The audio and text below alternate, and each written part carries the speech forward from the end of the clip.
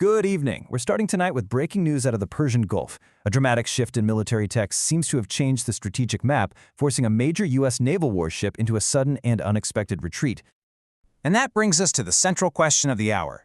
Why would the USS Abraham Lincoln, a huge symbol of American sea power, suddenly pull back from its station near the Strait of Hormuz? Well, the answer points to a brand new and very formidable threat.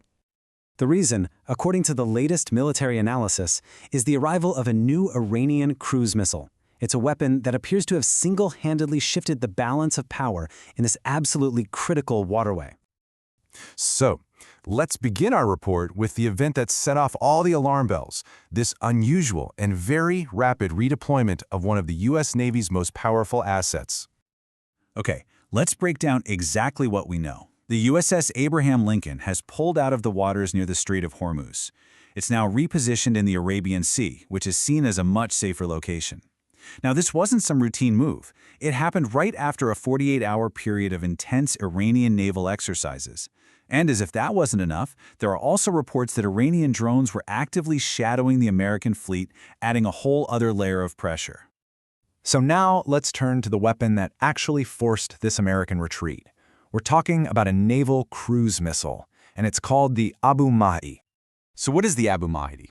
Well, it's an advanced, sea-skimming cruise missile, and its design is very specific. It was purpose-built to get past the kind of sophisticated, multi-layered defense systems that you'd find on a modern warship. You know, exactly like the ones protecting a U.S. carrier. To really understand why this missile is being called a potential game-changer, we need to dig into the technology. So let's do a quick 5-point threat analysis.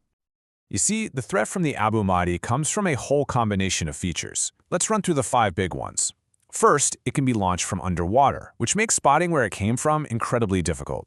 Second, it's got stealth technology to help it evade radar. Third, it can actually perform evasive maneuvers while in the air, changing its path or even its target after it's been fired. Fourth, it apparently uses AI to fly at extremely low altitudes, skimming just above the waves. And finally, its strike range, well, that turned out to be much, much longer than anyone thought. And this is the number that really set off alarms: 2,500 kilometers. During those recent drills, the Abu Mahdi showed it could hit targets far beyond its previously known range of 1,000 kilometers. This new longer range meant that the USS Abraham Lincoln was suddenly a vulnerable target, even from launch points far away. And that's what seems to have forced the carrier to pull back. This chart really lays out the problem perfectly. You see, conventional naval defenses are built to do specific things, like track high-altitude targets that fly in predictable lines. But the Abu Mahdi, it seems to be designed to counter every single one of those defenses. It flies low to stay under the radar. Its stealth tech makes it even harder to see. And because it can change course, it's almost impossible to predict where it's going. Military experts are now warning that even the best defenses would be seriously challenged by what they call a saturation attack. That means dozens of these things coming in all at once from different directions. But this story isn't just about the technology. The name of the missile itself, Abu Mahdi, carries a very powerful political message, one that's rooted in a key moment of conflict between the U.S. and Iran. This timeline connects the dots for us. It starts in January 2020, when a U.S. drone strike in Baghdad killed the high-profile Iranian general Qasem Soleimani. With him, the Iraqi militia commander Abu Mahdi al-Muhandis was also killed. Just a few months later, Iran unveiled this new missile and they named it in al-Muhandis's honor.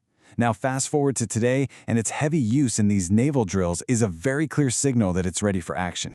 Right after their deaths, Iran's supreme leader, Ali Khamenei, released this statement. And he made a point to highlight both men. He said, quote, "The Iranian nation will honor the memory of the great Major General Soleimani and the other martyrs with him, especially the great Abu Mahdi al-Muhandis." So, naming a strategic weapon like this after him, that's a very deliberate political and military statement. So, this new development leaves the entire region at a really critical crossroads. Right now, we're seeing conflicting signals that are pointing toward two very different futures. So, on one side, you have a potential path to diplomacy. There are reports suggesting that talks between the U.S. and Iran might be on the table in Istanbul.